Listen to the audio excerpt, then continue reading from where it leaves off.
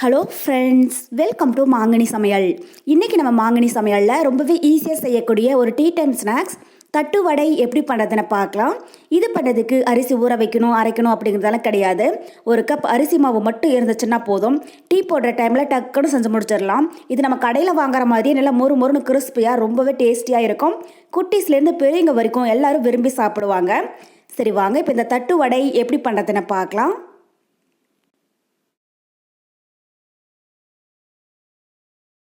தட்டு வடை பண்ணுறதுக்கு ஃபஸ்ட்டு நம்ம மிளகாய் வற்றலை அரைச்சி எடுத்துக்கலாம். அதுக்கு ஒரு மிக்ஸி ஜாரில் 8 பூண்டு பற்கள் எடுத்துருக்கேன், அதை உள்ள சேர்த்துடலாம். கூடவே காரத்துக்கு 7 காஞ்ச மிளகாய். நான் 7 அளவுக்கு காஞ்ச மிளகாய் எடுத்துருக்கேன். உங்களுக்கு எந்த அளவுக்கு காரம் தேவைப்படுதோ அதுக்கு தகுந்த மாதிரி கூட்டவோ குறைக்கவோ சேர்த்துக்கோங்க. நம்ம மிளகாய் தூள் சேர்க்கிறத விட இது மாதிரி மிளகாய் வற்றலையும் பூண்டையும் ஒன்றா சேர்த்து அரைச்சிட்டு சேர்க்கிற போது தட்டு வடை டேஸ்ட்டு ரொம்பவே நல்லா இருக்கும். இப்போ இது கூடவே 1 டீஸ்பூன் அளவுக்கு சீரகம், அப்புறம் 1 டீஸ்பூன் அளவுக்கு உப்பு, இதெல்லாம் சேர்த்துட்டு இது ரொம்பவே நைஸாக இல்லாமல் கொஞ்சம் கரகரப்பாக இருக்கிற மாதிரி அரைச்சி எடுத்துக்கலாம். தேவைப்பட்டால் கொஞ்சமாக தண்ணி சேர்த்து அரைச்சிக்கோங்க. பாருங்கள், அரைச்சி எடுத்தாச்சு. ரொம்பவே நைஸாக இருக்கக்கூடாது, இந்த அளவுக்கு இருந்துச்சுன்னா போதும். இது ஒரு ஓரமாக இருக்கட்டும். அடுத்தது நம்ம தட்டு வடை பண்ணுறதுக்கு மாவு பிசைஞ்சு எடுத்துக்கலாம். அதுக்கு ஒரு மிக்சிங் பவுலில் 1 கப் அளவுக்கு அரிசி மாவு சேர்த்துடலாம். நான் கடையில் வாங்கின அரிசி மாவு தான் பயன்படுத்தி இருக்கேன். நீங்கள் வீட்டில் அரைச்சதாக இருந்தாலும் சேர்த்துக்கோங்க. இது பண்ணுறதுக்கு நம்ம பச்சரிசி, புழுங்கலரிசி, இல்லைன்னா இடியாப்ப மாவு, இதில் எது வேணாலும் சேர்த்து செய்யலாம், ரொம்பவே நல்லா வரும். இப்போ இது கூட நம்ம அரைச்சி வச்சுருக்கிற பூண்டு மிளகாய் வற்றல் விழுதை உள்ளே சேர்த்துடலாம். நம்ம பூண்டு மிளகாய் வற்றல் அரைக்கிற போது தேவையான அளவு உப்பு சேர்த்துருக்கோம்.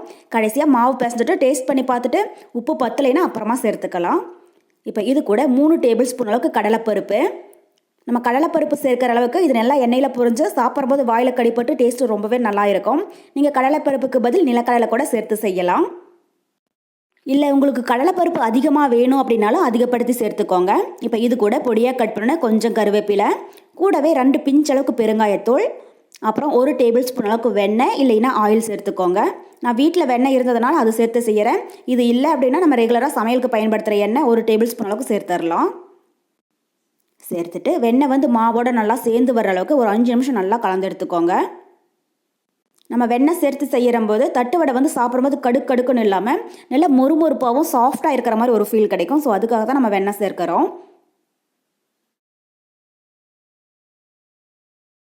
பாருங்கள், இப்போ மாவை நல்லா கலந்தாச்சு. இந்த அளவுக்கு கலந்ததுக்கப்புறமா இது கூட கொஞ்சம் கொஞ்சமாக தண்ணி சேர்த்து சப்பாத்தி மாவு பதத்தில் பிசைஞ்சு எடுத்துக்கலாம். தண்ணி ஃபஸ்ட்டே ரொம்பவே அதிகமாக சேர்க்காதீங்க. இது மாதிரி கொஞ்சம் கொஞ்சமாக சேர்த்து கலந்துக்கோங்க. எப்பயுமே நம்ம சப்பாத்தி பூரிக்கெல்லாம் எந்த பதத்தில் பிசைஞ்சு எடுப்போமோ அந்தளவுக்கு இருந்துச்சுன்னா போதும். அவ்வளோதான், இப்போ தட்டு வடைக்கு மாவு ரெடி ஆகிடுச்சு. இது அதிக நேரம் பிசையணும் அப்படிங்கிறது கிடையாது. ஜஸ்ட் ஒரு 2லேருந்து 3 நிமிஷம் போல் பிசைஞ்சிங்கனாலே போதும். இந்த அளவுக்கு நல்லா சாஃப்டாக வந்துடும்.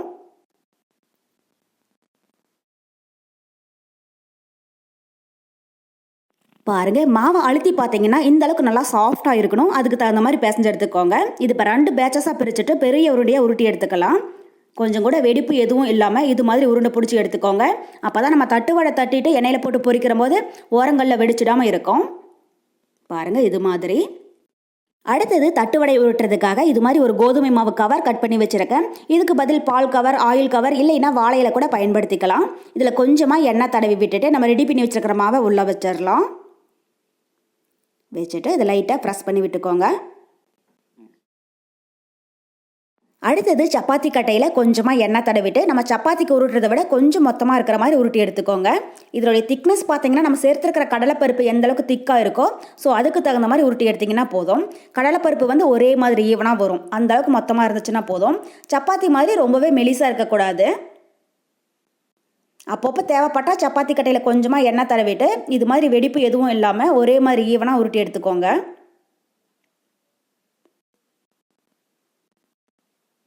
ஸோ நம்ம ஒரு தட்டு வடையை தட்டுறதை விட இது மாதிரி பெரிய சப்பாத்தியாக விரிச்சிட்டு கட் பண்ணி எடுக்கிற போது நமக்கு டக்குன்னு வேலை முடிஞ்சிடும். தட்டு வடை ரொம்பவே ஈஸியாக செஞ்ச மாதிரி இருக்கும். இப்போ இது மாதிரி ஒரு கிண்ணம் இல்லைன்னா சின்னதாக ஒரு மூடி எடுத்துட்டு இதை சின்ன சின்னதாக கட் பண்ணி எடுத்துக்கலாம்.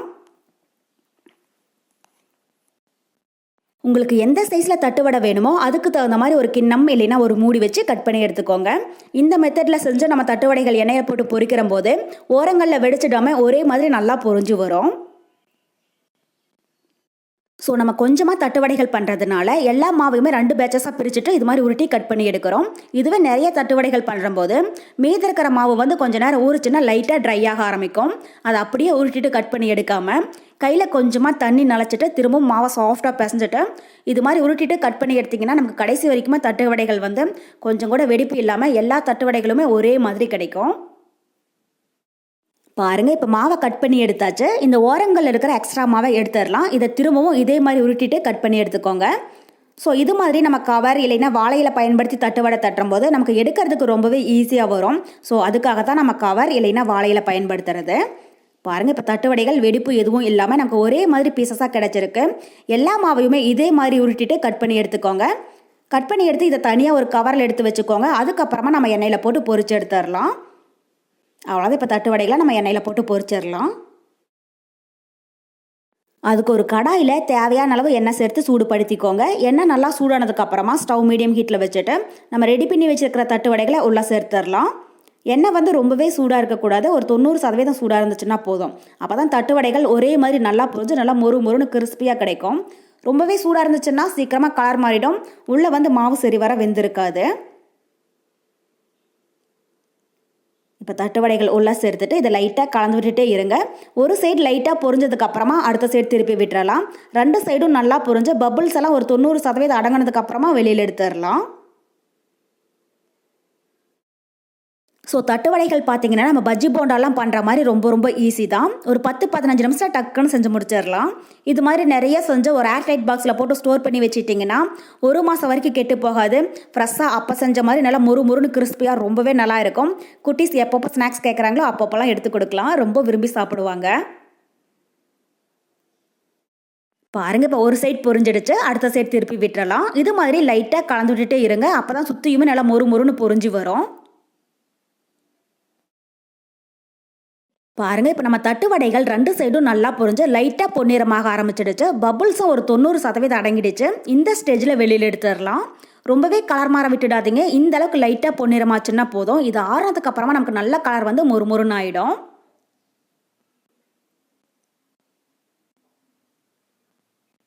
அவ்வளோதான். இதே மாதிரி எல்லா தட்டு வடைகளையுமே பொரிச்சு எடுத்துக்கோங்க.